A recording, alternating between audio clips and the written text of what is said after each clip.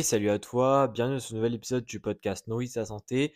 Aujourd'hui, j'avais envie de parler de comment bien choisir tes suppléments, tes compléments, bref, toutes les choses en plus dans l'alimentation que tu vas prendre sous différentes marques, etc. pour justement venir combler tes apports en différents nutriments, venir apporter une certaine molécule qui peut potentiellement t'apporter des effets bénéfiques. Bref, comment concrètement choisir tes suppléments en alimentation, comment bien faire tes choix. Et justement, j'avais envie de te donner ici 5 étapes un petit peu pour justement mieux faire tes choix. Alors évidemment, on m'a demandé de faire un épisode là-dessus. Je vais le faire, mais ce qu'il faut aussi comprendre dès le début, c'est que je ne peux pas faire un épisode super détaillé parce que en fait, le procédé va un petit peu dépendre aussi de concrètement avec quoi est-ce qu'on veut se supplémenter. C'est-à-dire que si tu veux prendre des gélules de vitamine C, eh bien, il faudra faire des étapes légèrement différentes que si tu veux prendre la bonne créatine parce que évidemment c'est pas le même type d'aliment, c'est-à-dire que la créatine, eh bien c'est pour par exemple les sportifs, pour plutôt un aspect performance, etc. La vitamine C, c'est une vitamine totalement différente de la créatine qui n'est pas du tout une vitamine et donc bah c'est pas du tout les mêmes intérêts, c'est pas du tout le même fonctionnement au niveau de la molécule en elle-même et là il y aura des différences. Donc ça c'était quand même pour comprendre que là je vais donner plutôt des généralités qui fonctionnent quand même pour globalement tous les suppléments, également tous les compléments alimentaires. Mais en tout cas, déjà respecter ces étapes-là avant d'aller dans le très spécifique selon la molécule, ça me paraît très important. Et c'est pour ça que je vais te faire un listing. Et d'ailleurs, les étapes sont un petit peu dans l'ordre. Et donc, on commence tout de suite par la première étape qui est de tout simplement déterminer tes besoins.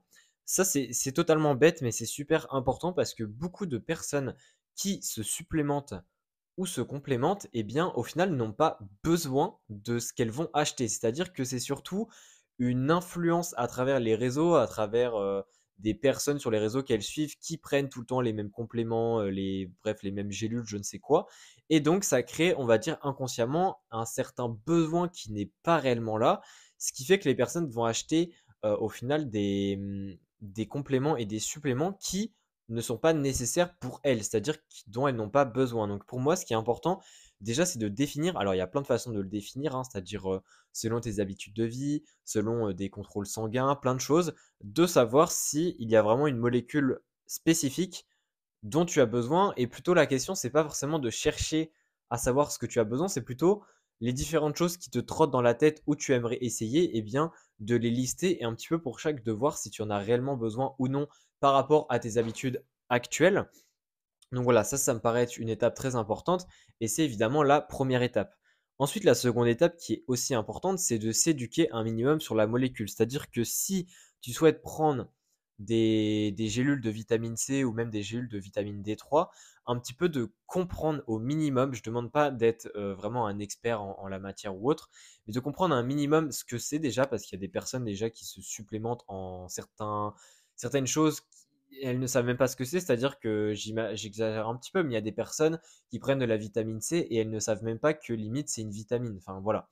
Il faut quand même avoir certaines bases et surtout comprendre à quoi concrètement sert par exemple la vitamine D si tu te supplémentes en vitamine D. Également un petit peu comprendre où est-ce que tu la trouves dans l'alimentation, est-ce que tu en synthétises avec le soleil, bref, comprendre un petit peu les bases à propos de la molécule avec laquelle tu vas te supplémenter. Parce que si tu ne comprends pas les bases, déjà, tu ne vas pas savoir concrètement ce qu'elle va t'apporter, c'est-à-dire ses rôles qu'elle a dans le corps. Également, si c'est vraiment nécessaire ou pas de se supplémenter, parce que ça se trouve, avec ton alimentation actuelle, tu en as déjà assez. Et en plus de ça, eh bien, de savoir si les rôles, au final, est-ce qu'ils vont t'apporter réellement ce que tu veux, ce que tu cherches actuellement en tant qu'objectif et autres. Et bien ça aussi, ça peut t'aider à savoir si comme je l'avais dit au premier point, si c'est un réel besoin ou si c'est juste un besoin qui est, on va dire, faussé par ce dont tu es influencé avec ton environnement. Donc ça, pour moi, c'est super important. Alors évidemment, au niveau de l'éducation, c'est assez compliqué, dans le sens où choisir ses contenus avec les bonnes sources, etc., c'est assez galère. Au niveau des vitamines, je sais que j'ai déjà fait pas mal d'épisodes de podcast sur certaines vitamines et minéraux, comme la vitamine C, la vitamine D, également le magnésium, le potassium. Donc ça, si tu veux en savoir plus là-dessus, il n'y a pas de problème. Pour la créatine, c'est pareil. Mais voilà, j'ai pas encore fait toutes les molécules et évidemment, il y a plein d'autres références très bonnes, que ce soit sur les réseaux ou sur internet, mais il y a aussi beaucoup, beaucoup, beaucoup de mauvaises références. Donc ça, faut quand même faire attention à ton contenu, même si encore une fois, c'est une toute autre histoire au niveau de comment est-ce que ça fonctionne. Et d'ailleurs, si tu veux en savoir plus sur comment bien choisir ton contenu Au niveau de la nutrition notamment, mais aussi au niveau du sport, je t'invite à aller écouter mon épisode avec Louis. Donc c'est l'épisode, il me semble, dans les 90 et quelques. Tu marques nourrir ta santé, mieux choisir son contenu, tu devrais trouver. Et là-dessus, tu auras plein d'astuces pour justement mieux choisir tes contenus et mieux t'éduquer par la suite. Troisième contenu, c'est également, alors je les ai mis un peu ensemble, c'est également la forme du supplément et la pureté. C'est un petit peu en lien avec la biodisponibilité, c'est-à-dire le fait en fait de prendre une molécule, mais qu'au final tu l'absorbes bien, parce qu'il y a beaucoup de suppléments au niveau des marques, etc., pour un aspect business, c'est-à-dire pour un aspect molécule peu chère et qui leur fait beaucoup de bénéfices, hein. Eh bien, il y a beaucoup de marques qui donnent en fait des suppléments qui s'absorbent mal, et ça fait que les personnes au final n'ont pas les bénéfices parce que la molécule s'absorbe mal, ou même pire, elle peut quasiment causer pardon, des problèmes de toxicité. Et à côté de ça, eh bien, elles se font plein de bénéfices parce qu'évidemment, les suppléments, ça coûte cher, enfin du moins la plupart, et bah, évidemment, le marketing en profite. Donc, ça, au niveau de la forme et de la pureté, etc. Alors, la pureté, ça sera plutôt au niveau de l'emballage, au niveau de la marque, il faudra se faire référencer sur le site, c'est-à-dire voir un petit peu concrètement bah, qu'est-ce qui compose ce supplément, même si après je reparlerai des ingrédients. Et au niveau de la forme, eh ben là c'est plutôt la partie éducation qu'on a vue juste avant qui sera importante parce qu'évidemment, bah, par exemple pour le magnésium, c'est le bisglycate qui est intéressant. Et bien ça, il faut le savoir. Et ce que je veux dire, c'est que si on ne s'éduque pas, on ne pourra pas savoir quelle est la meilleure forme d'une telle molécule pour ce qui est de l'absorption, pour ce qui est de ne pas s'intoxiquer, etc. Donc ça, c'est vraiment la troisième étape, c'est lié à choisir la bonne forme de supplément, à bien choisir un supplément qui est assez pur quand même, enfin ça dépend ce qu'on recherche encore une fois. Et justement, au niveau de la quatrième étape, qui est quand même assez liée, c'est évidemment regarder les ingrédients du supplément. C'est-à-dire qu'il y a plein de suppléments qui ont énormément d'ingrédients qui ne sont pas forcément bénéfiques. Alors, pour le coup, s'il y a des additifs, ça ne veut pas dire forcément qu'ils sont mauvais. Parfois, c'est vraiment une histoire de stabilisation, de conservation, etc. Donc, c'est très positif. Mais par contre, il faut quand même faire attention parce que certains suppléments ont des ingrédients qui sont totalement inutiles, voire carrément qui peuvent être dangereux, hein, parce que selon d'où vient le supplément, eh bien parfois il n'y a pas de règles, il n'y a pas de réglementation stricte, c'est-à-dire que eh bien, au niveau de l'Europe, il y a pas mal de réglementations assez strictes au niveau de qu'est-ce qu'on met dans les suppléments et comment on les vend et autres. Mais par contre, si on va par exemple dans les pays de l'Est, donc en Asie, etc., c'est très très peu réglementé. Et donc, si tu achètes des suppléments qui viennent de là-bas, tu peux très vite tomber sur des suppléments qui t'apportent plus de mal que de bien. Donc ça, il faut vraiment faire attention. Et enfin, au niveau des ingrédients aussi, ce qu'il faut faire attention, c'est qu'il n'y ait pas des molécules qui ont des interactions entre elles. C'est-à-dire que par exemple, si tu prends un supplément qui a à la fois du fer et à la fois du calcium, il y a un gros problème parce que le fer et le calcium en de grosses quantités vont justement s'inhiber l'un et l'autre au niveau de l'absorption. Et donc, ça va causer juste un impact qui va être totalement neutre, ou du moins, ça va faire que le supplément n'aura pas du tout les effets compensés. Donc ça, c'est encore une fois, ça demande beaucoup d'éducation, hein, parce que connaître les molécules qui ont des interactions à haute dose, etc., eh bien, il faut le savoir, donc c'est pas évident. Mais au niveau de lire les ingrédients, ça, tu en es tout à fait capable. Encore une fois, il faut aussi se documenter, hein, c'est-à-dire qu'en voyant les noms de molécules, il faut aussi savoir concrètement est-ce que cette molécule-là a un danger, qu'est-ce que ça représente, etc.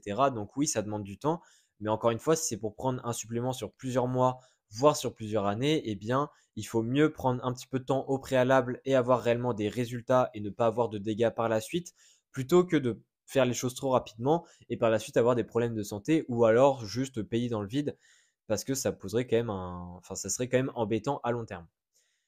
On arrive maintenant au dernier point. Le dernier point, c'est au niveau du dosage. C'est super important de regarder sur les suppléments et les compléments le dosage, pardon, parce que le dosage, parfois, selon les marques, eh bien, il est totalement étrange, dans le sens où parfois, selon nos besoins qu'on a, et c'est pour ça, encore une fois, il faut s'éduquer pour savoir dans un premier temps quel besoin on a en ce nutriment, en cette molécule, etc. Est-ce qu'il y a une limite hein, avant que ça devienne toxique, est-ce qu'il n'y en a pas, etc. Et le dosage, c'est super important parce que parfois, les compléments et les suppléments sont beaucoup trop dosés, ou du moins les informations ne sont pas assez pertinentes, ou du moins pas assez précises pour qu'on puisse faire les choses correctement au niveau du dosage. Donc ça, encore une fois, c'est super important parce que à la fois, on peut se sous-doser dans le sens où la dose prise ne sera pas assez grande pour que ça ait un effet. Et on peut également se surdoser, donc ça c'est le pire, et donc créer de la toxicité au niveau de nos cellules, au niveau de notre santé, etc. Donc ça, c'est vraiment les 5 points clés qu'il faut absolument avoir quand on choisit un supplément et un complément alimentaire. Encore une fois, selon la molécule, selon ton choix précis, il y aura d'autres petites étapes en plus. Ça dépend de ce que tu vas prendre. Mais globalement, pour récapituler, ce qu'il faut faire, c'est déjà voir si tu as réellement besoin ou pas de ce supplément ou de ce complément alimentaire. Deuxième étape, c'est également de t'éduquer par rapport à ça, c'est-à-dire de comprendre à quoi ça sert, de comprendre quels sont nos besoins journaliers, également de comprendre concrètement où est-ce qu'on le trouve dans l'alimentation, est-ce que tu en apportes déjà, de quand même te poser les bonnes questions. Troisième point, c'est également de faire attention au niveau de la forme. Quelle est la meilleure forme qu'il faut prendre pour à la fois ne pas s'intoxiquer, mais également réellement absorber la molécule pour que ça puisse avoir les résultats que l'on souhaite sur notre corps, sur notre santé, etc. Quatrième étape, c'est également de lire les ingrédients de la boîte, hein, c'est-à-dire de faire attention sur le site ou directement sur la boîte en magasin aux ingrédients qu'il y a dedans et de bien savoir ce qu'il y a dedans, c'est-à-dire les effets qu'il y a. Et enfin, de faire attention au niveau du dosage s'il n'y a pas une incohérence de dosage sur la boîte, parce que s'il y a vraiment une incohérence, c'est sûrement que la marque n'est pas très fiable et donc il faut mieux pas prendre ce type de marque. Donc voilà un petit peu pour cet épisode, j'espère que ça t'aura plu. Encore une fois, ça reste quand même des idées générales, mais c'est quand même super important parce que très très très peu de personnes le font. Je mise d'ailleurs que au moins 9 dixièmes des personnes ne le font pas. Donc je parle évidemment des personnes qui prennent déjà des suppléments ou des compléments. Donc je t'invite à vraiment faire attention à ça. Encore une fois, si tu veux aller plus loin, n'hésite pas à m'envoyer directement un message sur Instagram pour avoir mon avis. Ce sera avec plaisir d'échanger à ce niveau-là. Et on se dit à la prochaine pour un nouvel épisode. Allez, ciao.